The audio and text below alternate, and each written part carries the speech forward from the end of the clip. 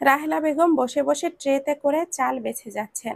চালের মধ্যে ছোট ছোট কালো পোকা, তাই চালগুলোকে রান্না করার আগে ঝেড়ে বেছে নিচ্ছেন তিনি। পাশের পিঁড়িতে বসে রাবেয়া বেগম নিজের মতো বকবক করেই চলেছেন। রাহেলা বেগম প্রচন্ড বিরক্ত হচ্ছে। শোনেন বিয়ান, আমি বুঝছি আপনি আমার কথায় ক্ষেপে যাচ্ছেন, কিন্তু একখান কথা কি জানেন? গরিবের কথা বাসি হলেও সত্যি। একরাশ বিরক্তি নিয়ে রাহেলা বেগম চাল বাছা বাদ দিয়ে রাবেয়া বেগমের দিকে তাকালেন। কিসের সত্যি মিথ্যা বলছেন আপনি? দেখেন, ছেলে মানুষ ছাড়া কি আর সংসারের পাল নড়ে? বংশের বাতি জ্বালাতে গেলেও তো একখান ছেলে মানুষের দরকার হয়। নয় আপনিই বলেন, আপনার একটা মাত্র ছেলে হলো আমার জামাই, এছাড়া তিন কুলে আপনার কে আছে? তার যদি একখান ছেলে না হয়, তাহলে আপনার বংশ তো ভেসে যাবে। রাহেলা বেগম রাবেয়া বেগমের কথা শুনে গভীর চিন্তায় ডুব দিলেন। আসলেই তো, তার এই এক ছেলে ছাড়া তো আর কেউ নেই। স্বামীকেও হারিয়েছেন অনেক আগে। তার স্বামীও তার শ্বশুরের একমাত্র ছেলে ছিল। আর সন্তান সন্ততি বলতে তার এক ননদ আছে, সেও মারা গেছে এই বছর দুয়েক হলো। ও বিয়ান, শুনছেন আমার কথা? হ্যাঁ শুনছি, কন। আপনার আগের বউটা তো মরে গেছে, সে তো একটা মাইয়া জন্ম দিয়াই কাজ সারছে। এখন আপনার বংশের বাতি দিবার জন্য হলেও তো আমার তানিরে আপনার দরকার। তাই বলছি কি, যদি ওর অন্যায়টা মাফ করে দেন আর জামাইরে একটু বোঝান। শোনেন, মিষ্টি একটা সময় বড় হবে, পরের বাড়ি চলে যাবে, তখন কি হবে? জামাই কাকে নিয়ে থাকবে?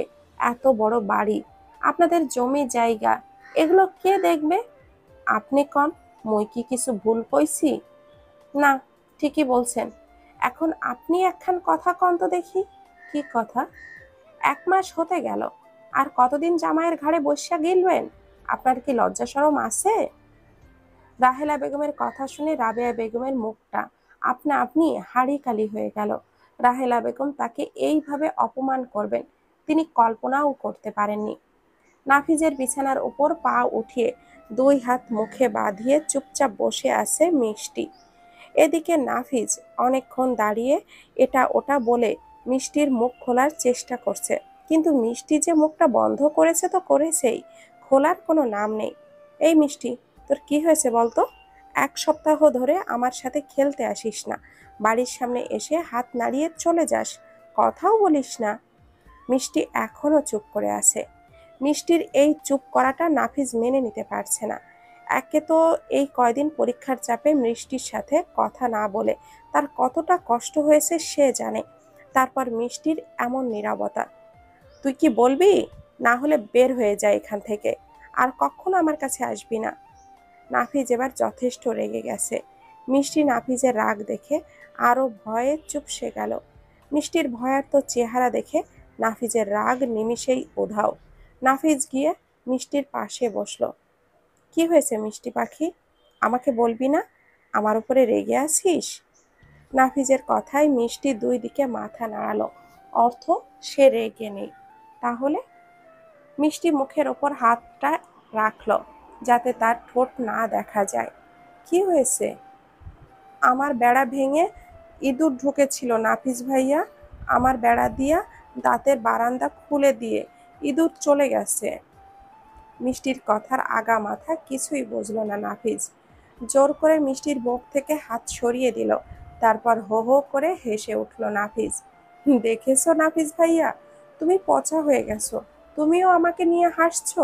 ক্লাসের সবাই বলে মিষ্টির দাঁতের বারান্দা ফাঁকা। নাফিজ নিজের হাসি বন্ধ করলো। মিষ্টির ওপরের পাটির একটা দাঁত পড়ে গেছে। এবার নাফিজ বুঝতে পেরেছে মিষ্টির কথার অর্থ। হারে, তুই তো এবার সত্যি সত্যি বুড়ি হয়ে গেলি রে মিষ্টি পাখি, তোর দাঁত নেই, হাহা। মিষ্টি তেড়ে নাফিজকে কিল ঘুষি মারতে লাগলো। রাতের বেলা বিছানায় এপাশ ওপাশ করছেন রাহেলা বেগম।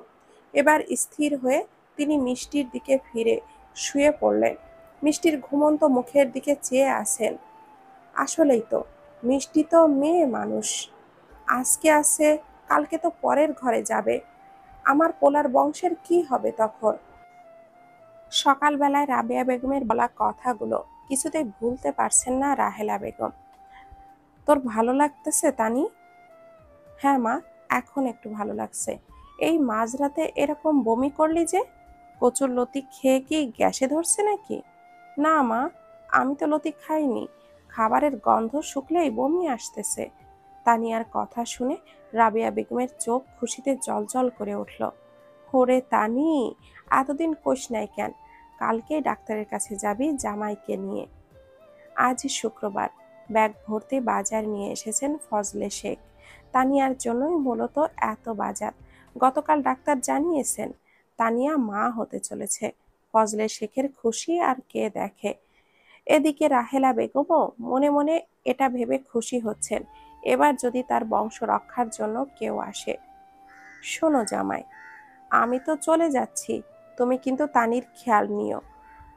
তারপর যদি আল্লাহ একখান পোলা দেয়, তোমারই লাভ। শত হলেও বুড়ো বয়সে তোমার লাঠি ধরবার কেউ থাকবে। আচ্ছা মা, আপনি আর কটা দিন থেকে যেতেন? না, আমি কি আর থাকুম? এই দুটো দিনই তো ছিলাম, তাই তোমার মায়ে মোরে খোঁটা দিয়া ধুইয়া ছাড়ছে। কি, মা আপনাকে খোঁটা দিয়েছে? তা নয়তো কি। কথাটা বলেই রাবেয়া বেগম আঁচলে মুখ গুজে নাক টেনে একটু কান্নার ভান করলেন। ফজলে শেখ বেজায় লজ্জাতে পড়লেন। তার শাশুড়িকে তার মা এমন অপমান করেছে শুনেই তার মুখটা লজ্জায় রক্তবর্ণ ধারণ করেছে। না, আপনি মায়ের কথা কেন কানে নিচ্ছেন? বয়স্ক মানুষ, কি বলতে কি বলে ফেলেছে, আর আপনি কটা দিন থেকে যান। তুমি কইছো জামাই? হ্যাঁ। আচ্ছা, তুমি যখন বলছো তাহলে আমি যাব না। ফজলে শেখ রাবেয়া বেগমের সাথে কথা বলে রাহেলা বেগমের ঘরের দিকে গেলেন। মা, এগুলো কি? আরে ফজলে, তুমি তানিয়ার মাকে খোঁটা দিচ্ছ কেন? ও, তুই বুঝি এখন বইয়ের সাথে সাথে শাশুড়িরে নিয়েও সালিশ করতে আসছিস? তুমি খোঁটা দিছো কেন ওনাকে? দিছি, বেশ করেছি। ওই কালনাগিনীর মা তো আরেক কালনাগিনী, দিন রাত আমার ছেলের ঘাড়ের ওপরে বসে গান্ডে পিণ্ডে গিলছে, আর আমার সংসারে এসে তার কলকাঠি নাড়ছে। কুটনি একখান। মা, আর দ্বিতীয়বার যদি শুনি তুমি ওনার সাথে এমন ব্যবহার করছো, শুনলে তুই কি করবি দেখি? বের করে দিবি? এই ভয় দেখাচ্ছিস তুই আমাকে? শুনে রাখ, আমার স্বামীর বাড়ি, জমি সব এখনো আমার নামে। আমি বেঁচে থাকতে তোর কোনো ক্ষমতা নেই আমাকে বের করার। তুই যদি বেশি বাড়াবাড়ি করিস, তাহলে তোর আর তোর ওই বউকে আমি ঘাড় ধাক্কা দিয়ে বের করুম। আমার পেটের পোলা হয়ে 2 দিনে তুই শাশুড়িরে এখনো চিনিসনি? আমারে গুনতে আসিস, তাই না? ফজলে শেখ রাহেলা বেগমের সাথে আর কথা বাড়ালেন না, বিরক্তি নিয়ে ঘর থেকে বেরিয়ে গেলেন। আর ভালো লাগছে না, এবার আমাদের মিষ্টির কপালটা সত্যি সত্যি বোধহয় পুড়ল রে নাফিজ। নাফিজ অঙ্ক কষা বাদ দিয়ে লতিফার দিকে তাকালো। দরজা লাগিয়ে ভেতরে ঢুকলো লতিফা। কি হয়েছে মা? তানিয়া মা হতে চলেছে। ও, এরকম সুখবর শুনে খুশি যে কেউই হবে, কিন্তু আমার কষ্ট হচ্ছে মিষ্টিটার জন্য। আসলেই মা, এখনো একা, তাই তানিয়া কাকি ওকে কি অত্যাচার দূরছাই করে। এরপর যদি ওনার নিজের একটা বাচ্চা হয়। মিষ্টির কথা ভেবেই নাফিজ লতিফা দুজনেই ভেতর থেকেই এক অজানা দীর্ঘশ্বাস বেরিয়ে এলো। ও, তোকে তো বলতে ভুলেই গেছি, তোর বাবা ফোন করেছিল। বাবা কবে আসবে মা?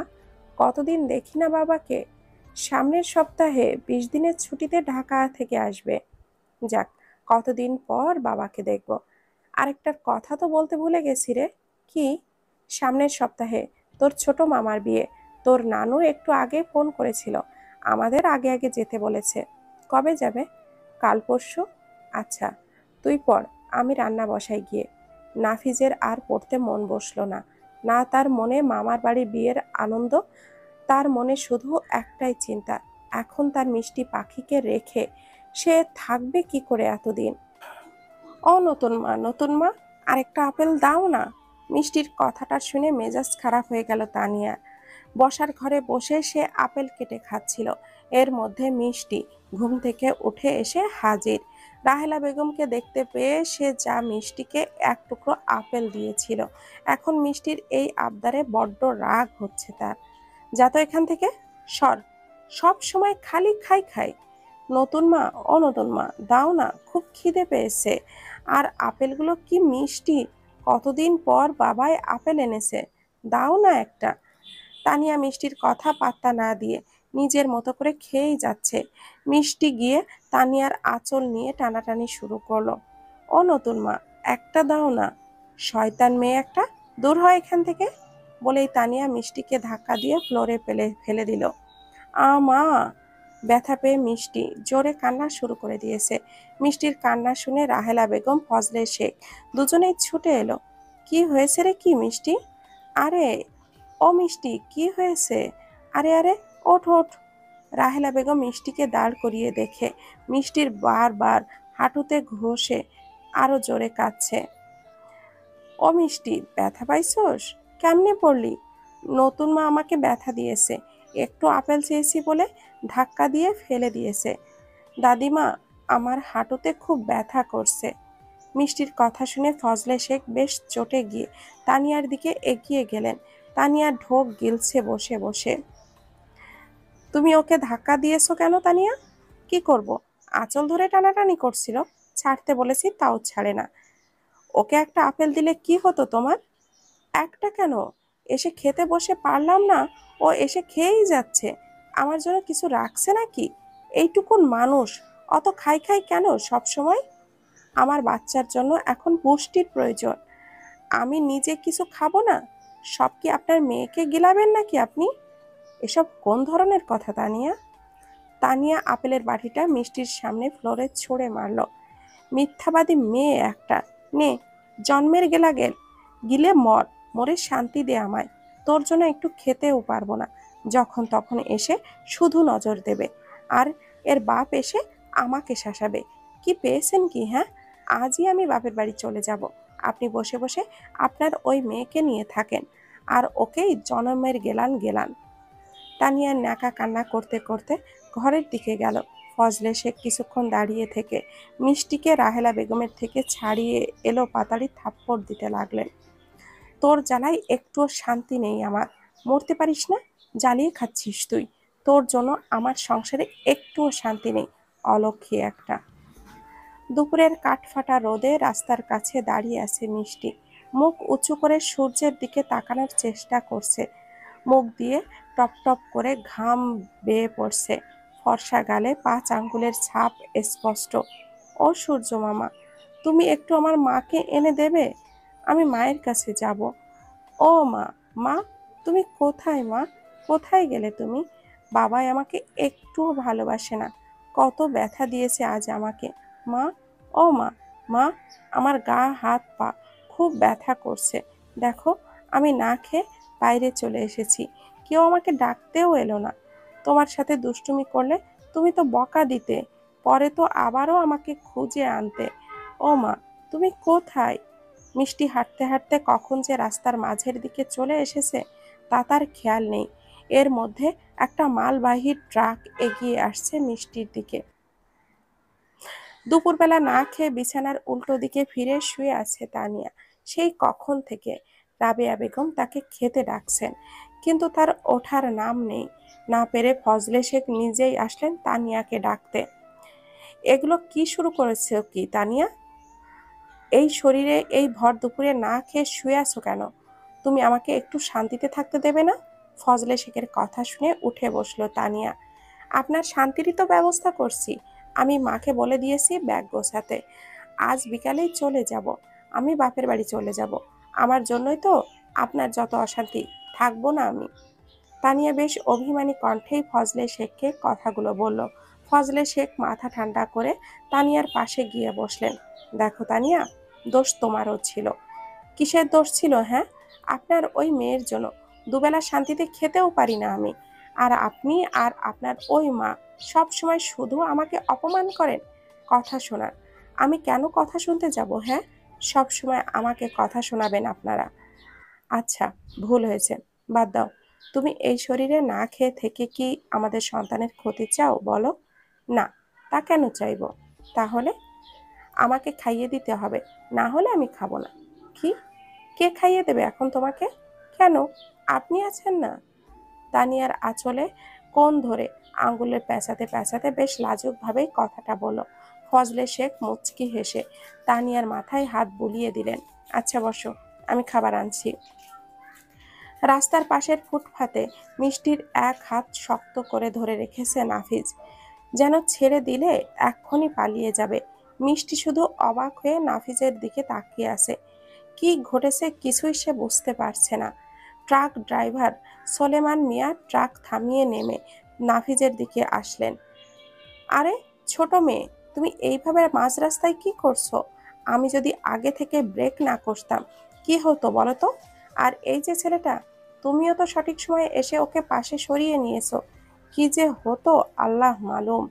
কাকু, ও খেলতে খেলতে চলে এসেছে, বুঝতে পারেনি। আসলে রাস্তার পাশের বাড়ি তো ওদের।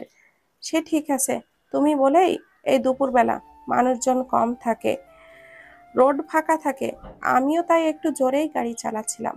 দূর থেকে ওকে দেখে তাড়াতাড়ি ব্রেক কষলাম, না হলে তো। আপনাকে অনেক অনেক ধন্যবাদ কাকু। ও ছোট মানুষ, বুঝতে পারিনি। আচ্ছা, সাবধানে চলাফেরা করবে কেমন?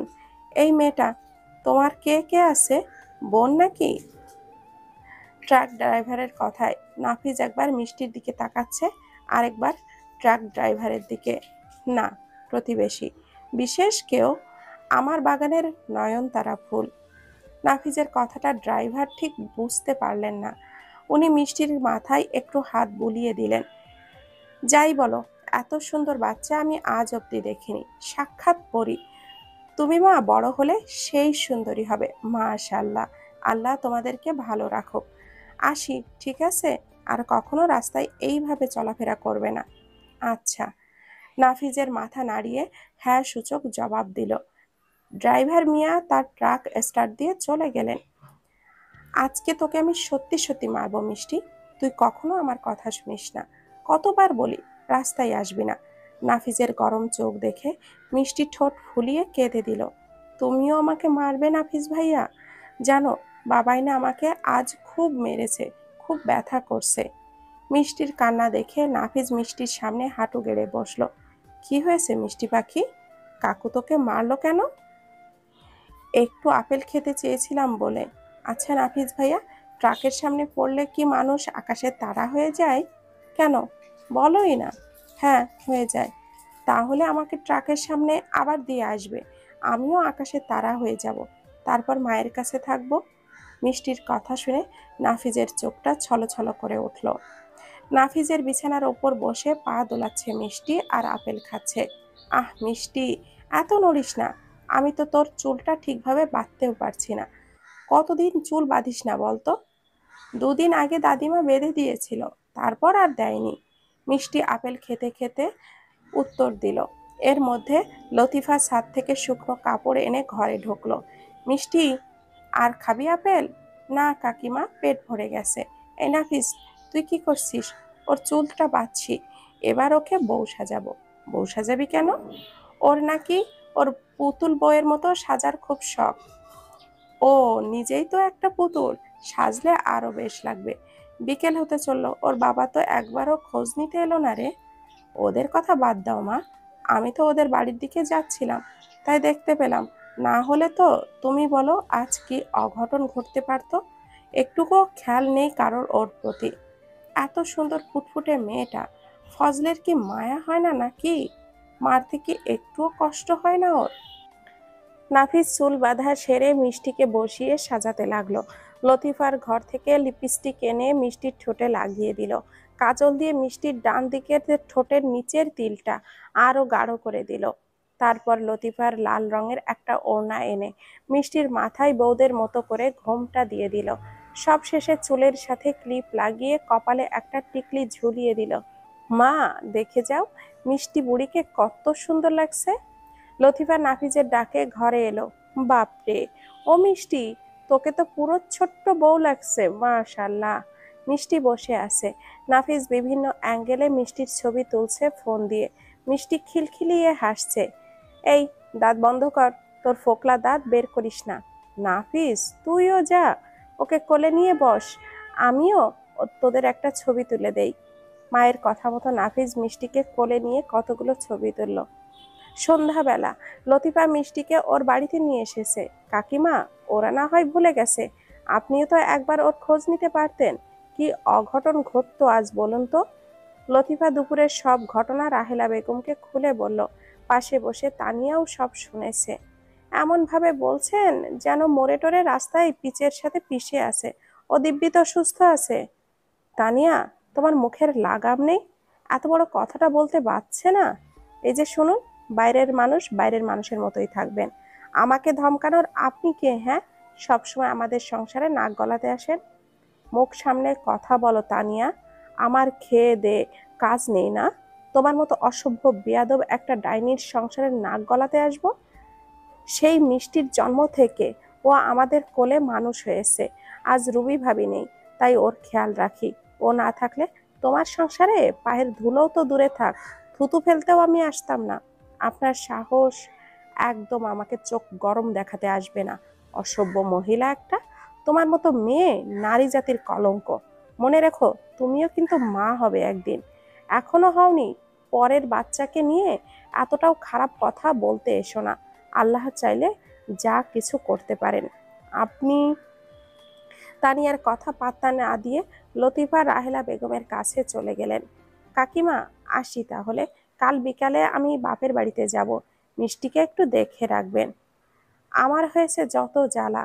দুপুরে ফজলেরে বললাম, ও মায়াডারে একটু ধইরা আন, গোসল কইরা দি। কে শোনে কার কথা? সে তো এখন বউ পাইছে, বউ। ও কি করছে জানো? মিষ্টি মরলে মরুক, ওর দেখার দরকার নেই। আমারও ও ঘর থেকে বাইর হতে দেয় নাই। রাহেলা বেগমের কথা শুনে ঘৃণাতে বুকটা ফেটে যাচ্ছে লতিফার। তার শুধু একটাই ভাবনা, একজন বাবা হয়ে ফজলে কিভাবে এই কথাগুলো বলতে পারে। ও বাবাই, বাবাই, একটু খেতে দাও না বাবাই, আমি আর খিদে সহ্য করতে পারছি না। ও বাবাই, একটু ভাত খেতে দাও না বাবাই। মিষ্টির ধাক্কাতে সকালবেলা ঘুম ভাঙল ফজলে শেখের। তানিয়াও মিষ্টির গলা শুনে আড়মোড়া দিয়ে উঠে পড়েছে। সমস্যা কি তোর? সাত সকালে একটুও ঘুমাতে দিবি না? কি হয়েছেটা কি, হ্যাঁ? ফজলে শেখের ধমক খেয়ে মিষ্টি আরো কেঁপে উঠে কেঁদেই দিল। বাবাই, আমার খুব খিদে পেয়েছে, পেটে ব্যথা করছে, আমাকে একটু ভাত দাও না বাবাই। মিষ্টি পেট চেপে ধরে কেঁদে যাচ্ছে। গতকাল রাতে মিষ্টিকে খেতে দেয়নি ফজলে শেখ। লতিফার অমন অপমানের পর তানিয়া তো স্পষ্ট করে ফজলে শেখকে বলেই দিয়েছে মিষ্টির চরিত্র খারাপ হয়ে যাচ্ছে নাফিজের সাথে মিশে। নাফিজ নাকি ভালো ছেলে না। মা আর ছেলে নিশ্চয়ই কোনো ধান্দাতে আছে, না হলে কার খেয়ে কাজ আছে মিষ্টির জন্য দরদ দেখাতে আসবে। তানিয়ার কথায় ফজলে শেখ শাস্তি স্বরূপ মিষ্টির রাতের খাবার বন্ধ করে দেয়, এমনকি সবার খাওয়া শেষে ফ্রিজও লক করে দেন। অসহ্য একটা, জ্বালিয়ে ছাড়ছে পুরো। এক রাত না খেয়ে আছিস তো কি হয়েছে? মরে গেছিস যে সাত সকালে এইভাবে এসে ডাকবি? উহ, এমনিতেই কাল রাতে মাথা ব্যথার জন্য ঘুমাতে পারিনি, এখন সকাল সকাল কাঁচা ঘুম নষ্ট হয়ে গেল, মাথাটা আবার ধরেছে। তানিয়ার কথা শুনে ফজলে শেখ উঠে তানিয়ার মাথার কাছে গেলেন। কি হয়েছে? খুব বেশি খারাপ লাগছে? মাথা টিপে দেব? হ্যাঁ, খালি বইয়ের মাথায় টেপ। জানোয়ার একখান। ওইটুকুন বাচ্চা এসে পেট চেপে ধরে কান্না করছে, তাতে তোর কিছু যায় আসে না, তাই না? এত বড় অমানুষ তুই, একটু মন গলে না, তাই না? রাহেলা বেগম এতক্ষণ বাইরে দাঁড়িয়েছিলেন। উপায় না পেয়ে ছেলে বউয়ের ঘরে ঢুকেই পড়লেন তিনি। আচ্ছা মা, তুমি সবসময় তানিয়ার সাথে এমন করো কেন বলো তো? এই অবস্থার মানুষ, ওর খারাপ লাগছে সেটা দেখবে না? আর বাবা মা শাসন না করলে ছেলে মেয়ে বিগড়ে যায়। মিষ্টি তো এমনিতেই বিগড়ে গেছে। বদদোয়া লেগে যাবে বলে দিলাম, হ্যাঁ, বদদোয়া লেগে যাবে। ওই শয়তানটা তোরে কি না কি শোনালো, আর তুই তাই শুনলি? আরে, ওই নাফিজ আর ওর মা সেই ছোটবেলা থেকে মিষ্টির পায়খানা পেশাবের খাতা কান ধুইছে। দরদ কি মানুষের এমনি এমনি আসে? C C C. আর ওই তানিয়া কি অপবাদটাই না দিল ওদের নিয়ে। তার জন্য তুই এইটুকুন মায়াটারে সারাটা রাত না খাইয়ে রাখছস। রাত্রে একটু ঘুমাতে পারেনি মেয়েটা, খিদের জ্বালায় ছটফট করেছে আর কান্না করেছে। পানি খেয়ে খেয়ে আর কতই বা খিদে সামলানো যায়? দে, ফ্রিজের চাবি দে, আমি ডিম ভেজে ওরে খাওয়াবো। দে কইতাছি। ফজলে শেখ রাহেলা বেগমের সাথে না পেরে উঠে গিয়ে ফ্রিজের চাবিটা নিয়ে রাহেলা বেগমের হাতে দিল। নাও ধরো, আর গিলাও তোমার মিষ্টি রে। হাড় মাংস জ্বালিয়ে খাচ্ছে আমার। এই, দাঁড়িয়ে আছিস কেন? যা, বের হয় এখান থেকে। ফজলে শেখের কথা শুনে মিষ্টি ভয় পেয়ে রাহেলা বেগমের পেছনে গিয়ে মুখ লুকালো। জানোয়ার একখান, বাপ হইয়া এইরকম খান কথা কইতে পারলি তুই? আজ নামাজ পড়িয়া উঠা এই সকালে তোরে কইয়া দিচ্ছি, শূন্য রাখ, অভিশাপ লেগে যাবে। এই মা মরা বাচ্চাটার চোখের পানি এমনে এমনে ঝরবে না। ও এখন কিচ্ছু বোঝে না, কিন্তু শুনে রাখ, এমন দিনও আসতে পারে এই মিষ্টির জন্য তুই কাঁদতে কাঁদতে কুল পাবি না। তোর অভিশাপ লাগবে, আমারটা তো লাগবেই, তোর বাচ্চাটারও লাগবে বলে দিলাম। জানোয়ার হইছে কোথাকার। রাহেলা বেগম মিষ্টির দিকে চেয়ে চলে গেলেন ঘর থেকে। আরে যাও যাও, আমার জীবনটা পুরো ঝাঁঝরা করে দিচ্ছে ওইটুকুন মেয়ে। দরজাটা দিয়ে শুতে আসুন তো, আপনার আবার অফিস আছে। ফজলে শেখ দরজাটা লাগিয়ে তানিয়ার পাশে গিয়ে শুয়ে পড়লেন। সাত সকালে উঠে মেজাজটাই খারাপ হয়ে গেছে তার।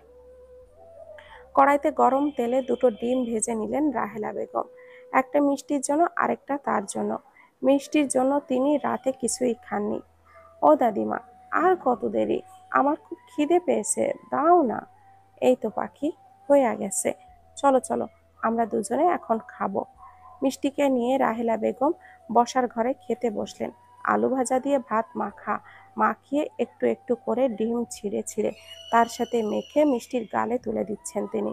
মিষ্টি খুব দ্রুত গতিতে খাচ্ছে, যেন এক্ষুনি সব শেষ হয়ে যাবে। আরে আস্তে খা ও মিষ্টি, আহারে, মেয়েটার কি খিদেই না লাগছে। আমি এত বড় মানুষ, আমার তাই পেটে জ্বলছে, আর তার অমানুষ একখান। আল্লাহ, তুমি ওই অমানুষগুলোর বিচার কইরো। মিষ্টিকে খাইয়ে দিল রাহেলা বেগম, নিজেও খেয়ে নিলেন। একটু পরেই গেট নাড়ানোর শব্দ পেয়ে দরজার দিকে গেলেন রাহেলা বেগম। এখন আবার কেডা আসলো? রাহেলা বেগম দরজা খুলে দেখলেন গেটের সামনে লতিফা দাঁড়িয়ে আছে। আরে বউ, তুমি এত সকালে? হ্যাঁ কাকিমা, আজ বিকালে রওনা হব তো, মিষ্টিটারে রেখে যেতে মন চায় না। এত মায়া করছে না আপনার নাতনিটার জন্য, তাই ওকে নিতে আসলাম। ও উঠেছে? হ্যাঁ উঠছে তো, দাঁড়াও আমি ডাকছি। ও মিষ্টি, কই গেলি রে? আয়, আয়সা দেখ কেডা আইছে। দাদির গলা পেয়ে মিষ্টিও দৌড়ে দরজার দিকে আসলো। কাকিমা, তুমি? হ্যাঁ, চল, তোকে নিতে এলাম। কাকিমা, গেটটা খুলে দিন। ও, খাড়াও, তালা দিয়ে আছে, আমার তো খেয়ালই নেই। রাহেলা বেগম চাবি এনে তালাটা খুলে দিলেন। লতিফার হাত ধরে মিষ্টি বেরিয়ে গেল। কাকিমা, ওর চিন্তা করবেন না, দুপুরে ওকে খাইয়ে এখানে দিয়ে যাব। আচ্ছা, যাও। হায় রে আল্লাহ, ওই পরের ঘরের প্রতিবেশী, তার মায়া দয়া আছে, আর আমার পোলারে দেখো। আল্লাহ, তুমি মিষ্টিটার কপালে সুখ দিও। তার মাটা কম কষ্ট করেনি সংসারের জন্য। অভাব অনটনের সংসারে এসে কি খাটুনিটাই না খাটছে আমার বউটা। আজ টিনের চালে থেইকা ছাদের ঘর হইছে। কি কষ্ট কইরা জমায় জমায় বউডা ফজলের সাথে মিলা কাম করছে। আজ দেখো, সুখ করার আগেই তার চলে যেতে হলো। আর হের মাইয়া, হ্যার ঘরে একটুও শান্তি পাইতেছে না। আকাশের দিকে তাকিয়ে দীর্ঘশ্বাস ছাড়লেন রাহেলা বেগম। তুমি কোথায় যাবে নাফিস ভাইয়া? ছাদের ওপর বসে আছে নাফিজ আর মিষ্টি। নাফিজ বসে বসে সুতো দিয়ে মালা গাঁথছে। নয়নতারা ফুলের ডানটি একটু কেটে নিয়ে ফুলের ভেতর সুতো ঢুকিয়ে একের পর এক ফুল বসিয়ে মালা গাঁথছে। মামার বাড়ি রে, সেখানে যেতে হবে। আমি কার সাথে খেলবো নাফিস ভাইয়া? তুমি ছাড়া আর তো কেউ আমাকে খেলতে নেয় না। আরে চলে আসবো তো, থাকবো তো মাত্র কটা দিন, এই কয়দিন তুই একা একা একটু খেলিস। নাফিস ভাইয়া, একটা জিনিস দেখবে? কি? আগে চোখ বন্ধ করো। কেন? আরে করোই না। ঠিক আছে। নাফিস চোখটা বন্ধ করে আছে, কিন্তু মিষ্টির কোনো সাড়া শব্দ নেই। কি রে মিষ্টি, আর কতক্ষণ? আরে আরেকটু দাঁড়াও, হয়ে গেছে, এবার চোখ খোলো। নাফিস চোখ খুলে ভয় পেয়ে এক পা পিছিয়ে গেল। ভাও, ওরে দুষ্টু। মিষ্টি নয়নতারা ফুলের পাপড়িগুলো ছিঁড়ে নখের ওপরে চাপ দিয়ে লাগিয়েছে। এতে করে পাপড়িগুলোকে দেখতে একদম নখের মতো লাগছে।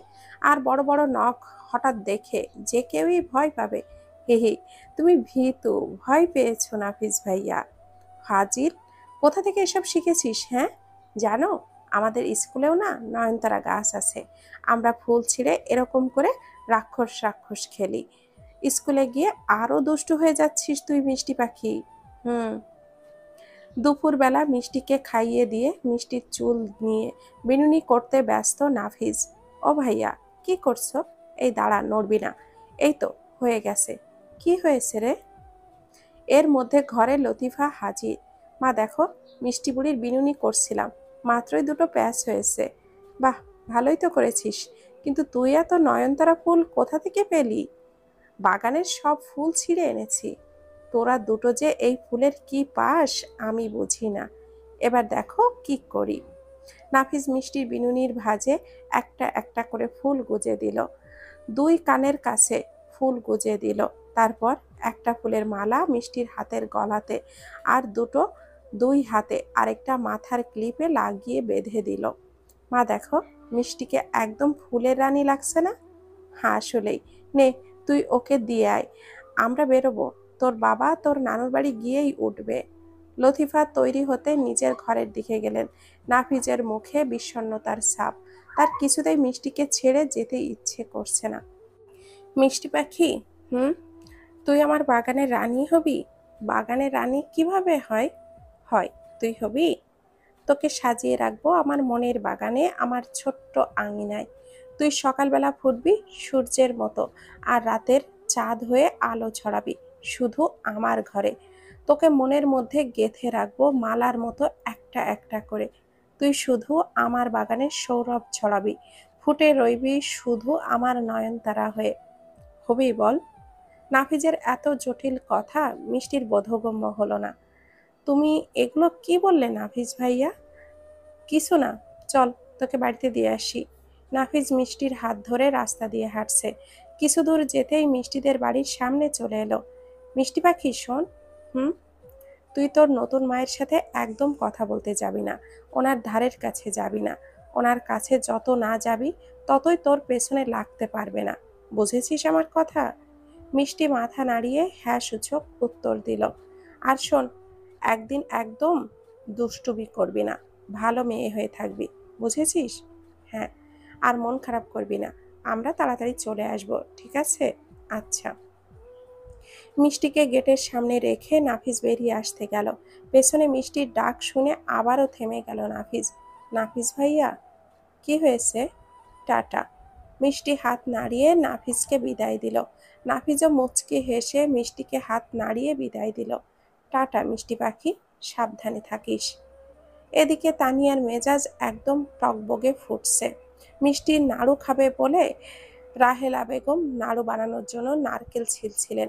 গুড় আনতে তিনি রাবেয়া বেগমকে সাথে নিয়ে বাজারে গেছেন। নারকেলের খোসা দা সব কিছু ঘরে ছড়িয়ে রেখে গেছে। এটা দেখে তানিয়ার মেজাজ আরো চড়ে গেছে। অসহ্য মহিলা, কি অবস্থা করে রেখেছে ঘরের। এই এই ওনার মিষ্টি নাড়ু খাবে? খালি গেলা আর গেলা ওই শয়তানটার। এর মধ্যে মিষ্টি গেট খুলে দরজা খুলে ভেতরে ঢুকলো। দাদিমা, ও দাদিমা। মিষ্টির গলা পেয়ে পেছনে ঘুরল তানিয়া। মিষ্টিকে দেখে আরো তার মেজাজ গরম হয়ে গেল। নাও, এলেন এবার নবাবের বেটি। উনি খালি খাওয়ার অর্ডার করবেন আর ওনার সামনে গিয়ে সব হাজির করতে হবে। তানিয়ার দিকে একবার তাকালো মিষ্টি। তানিয়ার কথার উত্তর না দিয়ে মিষ্টি ভেতরে যেতে গেল। আর তানিয়ার আরো মেজাজ খারাপ হয়ে গেল। তানিয়া গিয়ে মিষ্টির চুলের মুঠি টেনে ধরে। আহ, নতুন মা লাগছে। শয়তান মেয়ে, ডাকছি পাত্তা দিচ্ছিস না, এমন ভাব যেন সেজে গুজে কোথা থেকে এলেন আপনি মহারানী। নতুন মা ছাড়ো বলছি। ছাড়বো না। কি করবি তুই? মিষ্টি তানিয়ার থেকে নিজেকে ছাড়াতে না পেরে তানিয়ার পায়ে লাথি দিল। আহ, ওরে শয়তান মেয়ে, তোর সাহস কম না, আমাকে লাথি দিয়েছিস? বেশ করেছি। আমি তো তোমার সাথে কথা বলিনি, তুমি কেন আমাকে মারছো? ও বাবা, মুখে খই ফুটেছে দেখছি। ওই নাফিজের সাথে রং তামাশা করে এসেছিস তাই না? নির্লজ্জ মেয়ে, এই বয়সে এইসব! C C. রং তামাশার অর্থ মিষ্টি বোঝে না। ও শুধু তানিয়ার দিকে তাকিয়ে আছে। কিরে, কথা বলছিস না কেন? তুমি নাফিস ভাইয়াকে নিয়ে কি বলছো? ও, তুই তা আবার এত বুঝিস না? অথচ কত বড় শেয়ানা মাল তুই! তোর ওই নাফিস ভাইয়া একটা বদমাইশ, বেয়াদব, বুঝছিস? মানে খারাপ, পচা। তানিয়ার কথা শুনে মিষ্টির প্রচণ্ড রাগ হলো। সে আর যাই হোক, এতটুকু বুঝেছে নাফিসকে নিয়ে তানিয়া পচা কথা বলছে। একদম আমার নাফিস ভাইয়াকে নিয়ে পচা কথা বলবে না তুমি। তুমি পচা, তুমি খারাপ, তুমি একটা রাক্ষসী। কি বললি? দাঁড়া, আজ তোর হচ্ছে। তানিয়া মিষ্টিকে ধরতে গেলে মিষ্টি 2 কদম পিছিয়ে গিয়ে তানিয়ার দিকে থুতু ছুঁড়ে দেয়। তুমি পচা, তুমি খারাপ, তুমি রাক্ষসী, তুমি খুব খারাপ নতুন মা। তবে রে, এবার আর মিষ্টি তানিয়ার থেকে নিজেকে বাঁচাতে পারল না। তানিয়া মিষ্টিকে ধরে এলো পাতারি চড় কিল মারছে। মিষ্টি চেঁচিয়ে কাছে, আহ নতুন মা লাগছে, আহ! আমার গায়ে থুতু দেওয়ার আগে মনে ছিল না? তোকে আজ আমি মেরেই ফেলবো। কেউ বাড়িতে নেই, আজ দেখবো তোর কোন দরদি তোকে মারতে আসে। তানিয়া মিষ্টির গলা চেপে ধরলে ফ্লোরে শুয়ে মিষ্টি হাত পা ছুটতে থাকে আর কাশতে শুরু করে। মিষ্টি হাত পা ছুটতে ছুটতে তানিয়ার চোখে জোরে একটা ঘুষি বসিয়ে দেয়। আহ! ও মা, আমার চোখ গেল! তোকে আমি আজকে মেরেই ফেলবো মিষ্টি। তানিয়ার এক চোখ ধরে ফ্লোরে থাকা দাটা হাতে নেয়। তবে রে, আজকে জবাই করে তবেই আমি ছাড়বো, শয়তান একটা। মিষ্টি প্রচণ্ড ভয় পেয়ে যায় দা দেখে। তানিয়া মিষ্টির দিকে এগিয়ে আসতেই মিষ্টি দরজার দিকে দৌড় দিয়ে চলে আসে। বাঁচাও, বাঁচাও দাদিমা, বাবাই! আয়, আজ তোকে জবাই করে দিয়ে তারপর ছাড়বো একদম। তানিয়া ক্রোধের সাথে মিষ্টির দিকে দা নিয়ে এগিয়ে যেতেই মিষ্টি গেট খোলা পেয়ে বাইরে গেল। মিষ্টি কোনো দিকে না তাকিয়ে চেঁচাতে চেঁচাতে ছুটছে আর বারবার পেছনে তাকাচ্ছে। বাঁচাও, বাঁচাও মা, নাফিস ভাইয়া! রাস্তার মধ্যে দৌড়াতে দৌড়াতে হঠাৎ করেই একটা চলন্ত প্রাইভেট কারের চাকার নিচে পড়ে গেল মিষ্টি। স্যার, প্রত্যেকটি মানুষের জীবনে একটা লক্ষ্য থাকে, যেটাকে আমরা ইংরেজিতে এম ইন লাইফ বলি। আমার মনে আছে যে ছোটবেলায় আমরা যখন ইংরেজিতে একটা রচনা লিখতাম, বেশিরভাগই এটা লিখতাম যে আমি ডাক্তার হতে চাই। কিন্তু আসলেই কি সবাই সেটা হয়? পরবর্তীতে এই লক্ষ্যটি বদলাতে সময় নেয় না। আমিও তেমন ছোট থাকতেই চাইতাম একজন আর্মি অফিসার হতে, কিন্তু বুঝতে পারিনি কখন হুট করে এই লক্ষ্যটাও আমার জীবনের অন্যতম অংশ হয়ে দাঁড়াবে। হলরুমে সবার চোখ আপাতত আর্মি সবুজ রঙের মিশ্র উর্দি পরিহিত ব্যক্তিটির দিকে। 6 ফুট উচ্চতার বলিষ্ঠ ব্যক্তিটির বুকের বাঁ পাশে নেম প্লেটে গোটা গোটা অক্ষরে লেখা আছে নাফিস। ব্যক্তিটি এতক্ষণ ধরে বলা প্রতিটি কথা যেন হলরুমে বসা আর্মি উর্দি পরিহিত সকলের চোখের পানির কারণ। ক্যাপ্টেন নাফিজ, আপনি সত্যি আজ সকলকে কাঁদিয়ে ছেড়েছেন। আসলেই আমাদের সমাজে এরকম প্রতিনিয়তই ঘটে, কিন্তু এতটা নির্মম করে কেউ কখনো বর্ণনা করতে পারে না। আজ আপনাদের নিউ অফিসারদের অরিয়েন্টেশনটা সত্যি আমার মনে গেঁথে গেল। আমিও চাই আপনি যেন আপনার লক্ষ্যে পৌঁছাতে পারেন। স্যার, দোয়া করবেন আমি যেন আমার মিষ্টি পাখিকে খুঁজে পাই। ক্যাপ্টেন নাফিজ, আমার আপনাকে কিছু জিজ্ঞাসা করার ছিল। মেজর ইমরানের কথা শেষ হতেই মেজর আসলাম উঠে দাঁড়ালেন। জি স্যার। আমার প্রশ্ন হলো যে ওনারা কি বাচ্চাটির জন্য পুলিশে ডায়েরিও করেননি? ক্যাপ্টেন নাফিজ চোখ বুজে একটা দীর্ঘশ্বাস ছেড়ে আবারও দম নিয়ে বলতে শুরু করলেন। স্যার, ডায়েরি করেছিল। আমরা ওই ঘটনার 1 সপ্তাহ পর বাড়ি ফিরি। ঘটনাটা জানার পর আমার বাবা মাও পুলিশের কাছে ডায়েরি করতে গিয়েছিল। কিন্তু কি বলবো স্যার, মানুষ এতটা নির্দয় হতে পারে আমি কল্পনাও করতে পারিনি। ওনারা ভেবেছিল মিষ্টির হারিয়ে যাওয়ার অভিযোগে তাদের জেল হতে পারে, তাই তারা কোনো ডায়েরি করেনি। আরো অদ্ভুত ব্যাপার, পুরো এলাকার কেউ এটা জানতোই না। ওই ঘটনার 3 দিন পর পাশের আরেক প্রতিবেশী কিভাবে এটা জানতে পারেন? তিনি সবাইকে পরে এটা ছড়িয়ে দেন। মিষ্টির ওই সৎ মা তানিয়া সবাইকে এটা বলেছিল যে ও ওর নানার বাড়িতে আছে, কিন্তু ওর নানার বাড়ির লোক কিছুই জানতো না। তারপর অনেক থানা পুলিশ করা হয়, কিন্তু ওর কোনো খোঁজ পাওয়া যায়নি। আমরা শুধু এতটুকুই জানতে পেরেছিলাম ওই দিন দুপুরের দিকে একটা বাচ্চার অ্যাক্সিডেন্ট হয়। তারপর তাকে সদর হসপিটালে নেওয়া হয়। বাচ্চাটির অবস্থা খুবই খারাপ ছিল। যাদের গাড়িতে অ্যাক্সিডেন্ট হয় তারাই নাকি বাচ্চাটাকে অন্য কোথাও নিয়ে যায়। ব্যাস, এতটুকুই আমাদের ধারণা হয়েছিল যে ওইটা মিষ্টি ছিল, কিন্তু পরে আর কোনো খোঁজ আমরা পাইনি। So sad. আসলেই খুব নির্মম ঘটনা। আল্লাহ জানেন কোথায় আছে বাচ্চাটি, আদৌ বেঁচে আছে কিনা। স্যার, আমি আপনাদের সবার কাছে ক্ষমা প্রার্থী। আমি হয়তো বেশি আপনাদেরকে বলে আবেগী করে ফেলেছি। না ক্যাপ্টেন নাফিস, আপনার ঘটনা আমাদের সাথে শেয়ার করেছেন, আমার খুব ভালো লেগেছে। ওকে, সবাইকে যশোরের ক্যান্টনমেন্টে স্বাগতম। আপনারা এর আগেও বিভিন্ন ইউনিটে কাজ করেছেন আর নিজেদের যোগ্যতার যথেষ্ট প্রমাণ দিয়েছেন। আর ক্যাপ্টেন নাফিজ, আপনার কথা কি বলবো, অল্প দিনেই দেশের সব ক্যান্টনমেন্টে ছড়িয়ে গেছে আপনার সুনাম। আশা করছি যশোর ক্যান্টনমেন্ট এবং আমাদের ইউনিটের সুনাম আপনি আরও বাড়িয়ে তুলবেন, ইনশাআল্লাহ স্যার। সো অফিসার্স, আপনারা লাঞ্চ টাইমে যান, পরে দেখা হচ্ছে। সামনে থাকা সকল অফিসার হল রুম ত্যাগ করলেন। বাকিরা সবাই দাঁড়িয়ে তাদের স্যালুট করে তাদের পর বেরিয়ে গেলেন। সবাই চলে গেলেও একজন বসে আছে, ক্যাপ্টেন তানহা। তার চোখ দুটো এখনো ভেজা। নিজের অতীতটাকেই যেন এতক্ষণ শুনলেন তিনি, সেটাই মনে হচ্ছে তার। নাফিজ ভাইয়া, কেমন আছো? দুপুরবেলা লাঞ্চ টাইমে নাফিজ কোয়ার্টারে এসেছিল। এসেই মামাতো বোন নীলাকে দেখে নাফিজের মেজাজটাই খারাপ হয়ে গেল। অসভ্য, অভদ্র মেয়ে। আমি কি করলাম নাফিজ ভাইয়া? এগুলো কি পোশাক পরেছিস তুই? জিন্স আর টি শার্ট কেন? বাইরের পুরুষের সামনে কি ধরনের জামা পরতে হয় জানিস না? আবার দরজা খুলেই তোর এই মুখটা দেখাচ্ছিস আমাকে? দূর হয় এখান থেকে। নাফিজ পাশ কাটিয়ে বিরক্ত নিয়ে নিজের ঘরের দিকে গেল। নীলা নাক টানতে টানতে লতিফার ঘরে গেল। ফুপু, নাফিজ ভাইয়া সব সময় আমার সাথে ওই রকম খিটমিট করে কেন? কেন করে বুঝিস না?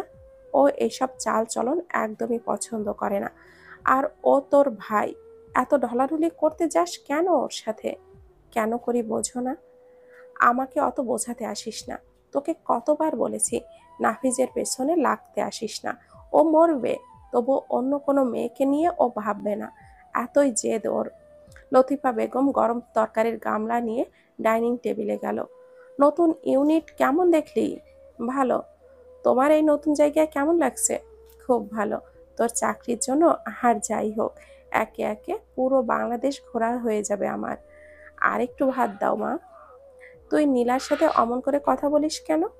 কটা দিনের জন্য বেড়াতে আসে, ওর মন খারাপ হয় না? শোনো মা, তোমার ওই ভাতিজিকে এখানে আসতে নিষেধ করবে। নতুন এখানে এসে পারলাম না, ঠিকানা নিয়ে ঠিকই হাজির। অসহ্য পুরো। আর কতদিন এভাবে থাকবি বলতো? আমি তো কখনো এটা কল্পনাও করতে পারিনি তোর ছোটবেলাটা তোর মনে এত দূর জায়গা করে রেখেছিল। মা জানো, আমি খুব করে চাই, খুব চাই মিষ্টি একবার এসে আমাকে নাফিজ ভাইয়া বলে ডাক দিক। ও যদি মরে যায়? জানি না মা, আমি কিচ্ছু জানি না। প্রতি রাতে প্রতি মোনাজাতে আমি ওকে চাই। আল্লাহ কি আমাকে এইভাবে ফিরিয়ে দেবে বলো মা? বিকালবেলা ক্যান্টনমেন্টের মধ্য দিয়ে হাঁটাহাঁটি করছে নাফিজ। এটা স্বীকার করতেই হবে, বাংলাদেশের প্রত্যেকটি ক্যান্টনমেন্টের আলাদা আলাদাভাবে সৌন্দর্যে পরিপূর্ণ। ভেতরের ছোট ছোট রাস্তাগুলো একদম দেশে বিদেশের রাস্তাগুলোর মতো দেখা যায়। আর সকাল হোক বা বিকাল, হাঁটার জন্য একদম মনোরম পরিবেশ। নাফিজ হাঁটতে হাঁটতে এগুলোই ভেবে চলেছে। হাঁটার মধ্যেই এক জায়গায় এসে দাঁড়িয়ে গেল নাফিজ। এ আর নতুন নয়, যে জায়গায় সে এই ফুল দেখে সেই জায়গায় তাকে দাঁড়াতেই হবে। এ যেন নাফিজের জীবনের চরম বাধ্যবাধকতা। পাশের সারিবদ্ধ নয়নতারা ফুলের গাছের ওখানে এক পায়ের ওপরে ভর করে হাঁটু গেড়ে বসলো নাফিজ। গাছের ফুলগুলোর ওপর পরম আদরের সাথে হাত বুলিয়ে দিচ্ছে সে, যেন তাদের সাথে তার আত্মার আত্মীয়তা। কেন এইভাবে পোড়াস তোরা আমাকে? আমি যে দগ্ধ হয়ে যাই প্রতি মুহূর্তে, ঝলসে যাই বারবার, নিজেকে যে ক্ষমা করতে পারি না। কেন সেদিন আমি মায়ের সাথে চলে গিয়েছিলাম? কেন? ক্যান্টনমেন্ট প্রথম ট্রেনিংয়ের জন্য আসার পর থেকেই নাফিজের দম বন্ধ হয়ে আসতো। প্রত্যেকটি ক্যান্টনমেন্টে গাঁদা ফুলের সাথে এই ফুলের গাছ থাকবেই থাকবে, আর এই গাছগুলো নাফিজকে বারবার ভেতরে ভেতরে দগ্ধ করে দেয়। Sir, sir! কারোর ডাকে নাফিজের ঘোর কাটল। পেছনে ঘুরে মাথা উঁচু করে তাকিয়ে দেখে একজন সৈনিক। নাফিজ তাকাতেই সৈনিকটা তাকে এক হাত কপালে ডান পাশে উঠিয়ে এক পা একটু তুলে আবারও নামিয়ে স্যালুট করলো। বলো। স্যার, আপনি একজন অফিসার, আপনি এভাবে এখানে বসে থাকবেন না, খারাপ দেখাবে। অফিসার বলে কি আমি মানুষ না? না স্যার, সেটা নয়। একজন অফিসার হওয়ার আগে আমি একজন মানুষ। আমার ব্যক্তি স্বাধীনতা আছে। আমি যেখানে খুশি সেখানেই বসতে পারি। এর জন্য খারাপ লাগার তো কোনো বিষয় নেই। আসলে স্যার, এভাবে তো কেউ বসে না, এই জন্য বলছিলাম। আপনি কি বলতে এসেছেন? Stop. Sir, major Imran sir আপনাকে ডাকছেন। ওকে, চলো। নাফিজ উঠে দাঁড়ালো, তারপর মেজরের অফিসে দিকে গেল। হ্যালো, কোথায় তোমরা? আরে কেন, কি হয়েছে? আমরা বাপ বেটি মিলে মজা করছি, তোমার হিংসা হচ্ছে? হবে না। আমি এসেই হসপিটালে জয়েন করেছি, কাজের চাপে শেষ হয়ে যাচ্ছি। আর তুমি দিব্যি মেয়েকে নিয়ে উইকেন্ডে কাটাচ্ছ? আহা, দেখো দেখো, তুমি দেখবে আর লুচির মতো ফুলবে। ও, ভালো কথা মনে করেছো। মামুনি তো আমার কাছে লুচি খেতে চেয়েছিল। যাক, তবুও ভালো, তোমার মনে পড়েছে। তোমরা দুজন খেয়েছো তো? হ্যাঁ। খাবার নিজে গরম করেছিলে নাকি আবার মেয়েটাকেও খাটিয়েছো? আরে না, আমিই করেছিলাম। আচ্ছা রাখছি, রোগী আসছে। শোনো, তাড়াতাড়ি বলো, আজকে তাড়াতাড়ি বাড়ি ফিরো। কেন? আমি আজ তন্দুরের রুটি আর বারবিকিউ বানাবো। তুমি বানাবে? কেউ খেতে পারবে তো, নাকি আমাদের মা মেয়েকে আজ না খাইয়ে রাখবে? পারবো, দেখে নিও। ভুলে যেও না, আমি একজন মেজর। আমিও কোনো অলরাউন্ডের থেকে কম নাকি? দেখা যাবে। রাখছি। আল্লাহ হাফেজ। আল্লাহ হাফেজ। ডাক্তার মাহমুদা বেগম মুচকি হেসে ফোনটা কেটে দিলেন। বুড়ো বয়সে এসেও তার স্বামীর এরকম ভালোবাসা সত্যি তার কাছে খুবই হাস্যকর লাগে। ম্যাম, নেক্সট ডাকবো? আর কতজন আছে? 15 জনের মতো। আচ্ছা ডাকো, আমাকে এবার তাড়াতাড়ি বাড়িতে ফিরতে হবে। সকাল হয়ে গেছে, শীতের কেবল শুরু। কুয়াশায় ঢেকে গেছে সবকিছু, কাছের জিনিসও ঠিক মতো দেখা যাচ্ছে না। এই ঠান্ডা আমেজে সকাল 10টার সময়টাও যেন সকাল মনে হচ্ছে না। কম্বলের নিচ থেকে কেউই বের হতে চায় না। মোটামুটি ঠান্ডায় নাফিজের ঘুমটা বেশ হয়েছে। ভোর রাতে নামাজের পর ঘুমটা যেন আরো বেশি জেঁকে বসেছে। আড়মোড়া দিয়ে উঠে পড়ল নাফিজ। তৈরি হয়ে রওনা দিল অফিসের উদ্দেশ্যে। ক্যাপ্টেন নাফিজ, আপনাকে আজকে মেজর আব্রাহামের বাড়িতে যেতে হবে। উনি সামনের বছরেই অবসরে যাচ্ছেন। ওনার থেকে ম্যাপের কাজগুলো নিয়ে আপনি বুঝে আসবেন। উনি 1 সপ্তাহ হলো নিউজিল্যান্ড থেকে ফিরেছেন, এখনও ছুটিতেই আছেন। স্যার, ওনার ঠিকানা? উনি অফিসার্স কোয়ার্টারেই থাকেন, কিন্তু সেটা খুবই কম। উনি যশোরের স্থায়ী বাসিন্দা, তাই ওনার পরিবার ওনার নিজস্ব বাড়িতেই থাকে। ওনার বাসা এয়ারপোর্ট রোডের ওই এলাকাতে। আমি ক্যাপ্টেন মারিয়াকে আপনার সাথে পাঠাচ্ছি। উনি আপনাকে কিছু কাজ দেখিয়ে দিবেন, আর মেজর আব্রাহামের বাসাটাও। Okay sir. যশোর এয়ারপোর্টের রাস্তায় ঢুকেছে গাড়ি। সামনে ড্রাইভার ড্রাইভিং করছে। ক্যাপ্টেন মারিয়া গোথাম নাফিজ পেছনে বসে আছে। ক্যাপ্টেন নাফিজ, আপনার কথা অনেক শুনেছি এতদিন। ও, আপনি কি খ্রিস্টান? কেন? মারিয়া গোথাম নামটা শুনে মনে হলো। জি, ঠিক ধরেছেন। মারিয়া গোথাম নামটা শুনে মনে হলো। জি, ঠিক ধরেছেন। মারিয়ার সাথে কথা বলে নাফিজ জানালা দিয়ে আবারও বাইরের প্রকৃতি দেখায় ব্যস্ত হয়ে পড়ল। ক্যাপ্টেন নাফিজ, আপনি কখনো জ্বলন্ত পরী দেখেছেন? হুড়পরি, একদম যেন আকাশ থেকে নেমে এসেছে, যেন আকাশের তারা খসে এসে পৃথিবীতে পড়েছে। ক্যাপ্টেন মারিয়া গ্রোথামের কথায় নাফিস বেশ বিরক্ত নিয়ে ঈষৎ ভুরু কুঁচকে মারিয়ার দিকে তাকালো। ক্যাপ্টেন মারিয়া, আপনার কি মতিভ্রম হয়েছে? না, কখনোই না। সত্যি বলছি, আপনি একটা হুড়পড়িকে দেখতে পারবেন। বিশ্বাস করুন, আমি স্কুল, কলেজে, চাকরি জীবনে অনেক মেয়ে দেখেছি, অনেক সুন্দরী মেয়ে। কিন্তু আমি নিজেই একটা মেয়ে হয়ে বলছি, এত সুন্দর পরী আমি কখনো দেখিনি। মারিয়ার কথাতে একটা তাচ্ছিল্যের হাসি দিল নাফিস। আমি দেখেছি ছোটবেলায় একটা বেবি সিন্ড্রেলা। আর কাউকে দেখার প্রয়োজন আমি মনে করি না। ক্যাপ্টেন নাফিজ, আপনি কি জানেন সৌন্দর্য বরাবরই সুন্দর? সৌন্দর্যের প্রশংসা করতে আপনি বাধ্য। এখন কোনো বাধ্যবাধকতা আমি দেখছি না। আমরা কাজে এসেছি। আপনার কথার মর্মার্থ আমি বুঝতে পারছি না। একটু পরে ঠিকই বুঝতে পারবেন। তবে কি জানেন, গোলাপ সৌন্দর্যের এক প্রতীক, কিন্তু এর যে কাঁটা থাকে, ঠিক যেমন চাঁদেরও কলঙ্ক থাকে। ক্যাপ্টেন মারিয়া, আর কত দূর বলতে পারবেন? বিরক্ত হচ্ছেন? সমস্যা নেই, চলেই এসেছি। ড্রাইভার, সামনে গাড়ি দাঁড় করাও। গাড়ি দাঁড় করানোর কথা শুনে জানালা দিয়ে বাইরের দিকে তাকালো নাফিস। মুহূর্তেই তার চোখ দুটো যেন সেখানেই স্তব্ধ হয়ে গেল।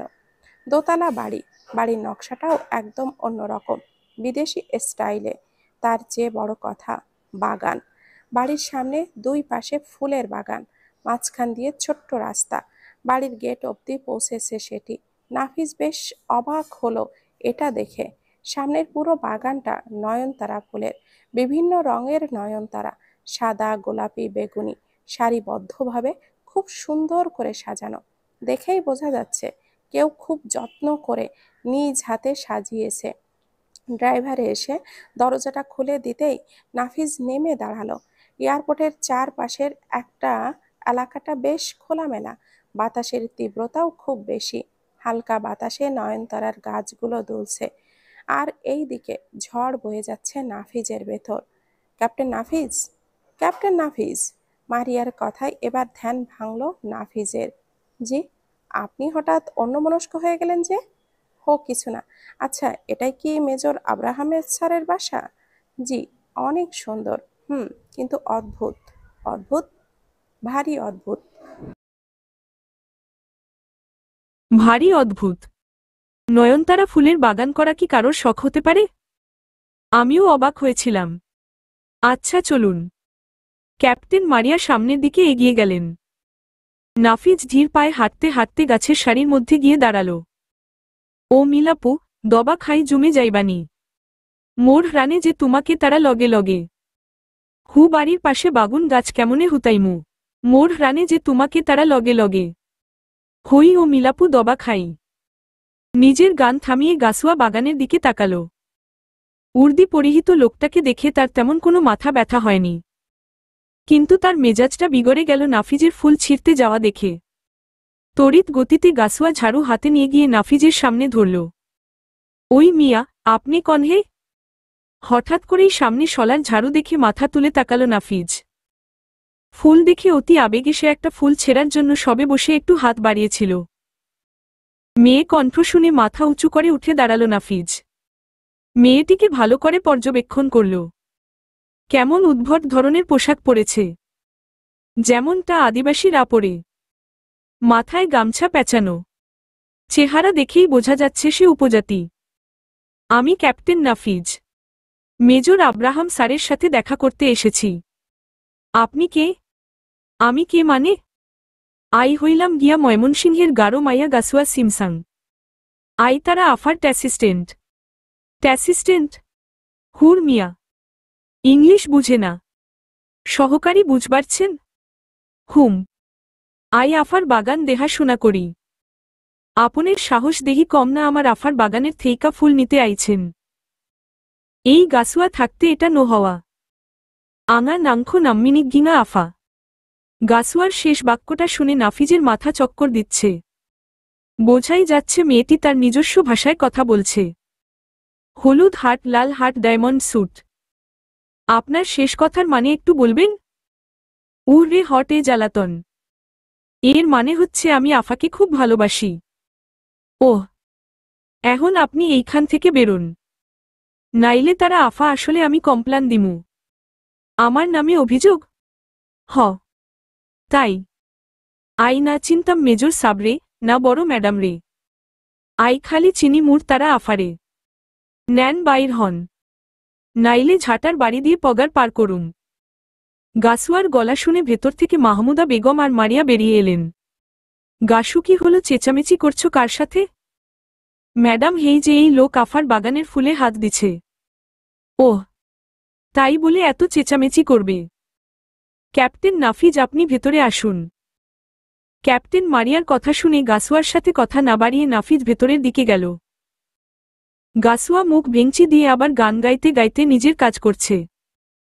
বেগুনি হাট, কমলা হাট, কমলা হাট, কমলা হাট, 4টি পাতার ত্রিপত্র বিশেষ চারা গাছ, হাটসুট হাটসুট। বসার ঘরে এসে নাফিজ এখনো হা হয়ে দাঁড়িয়ে আছে। ক্যাপ্টেন মারিয়ার কথা সত্যি সত্যি এখন তার কানে বাজছে। আসলেই তো সে এক হুড়পড়িকে দেখছে। মেজর আব্রাহামের বসার ঘরের দেয়ালে একটা অনেক বড় ছবি টাঙানো। একটা মেয়ের ছবি।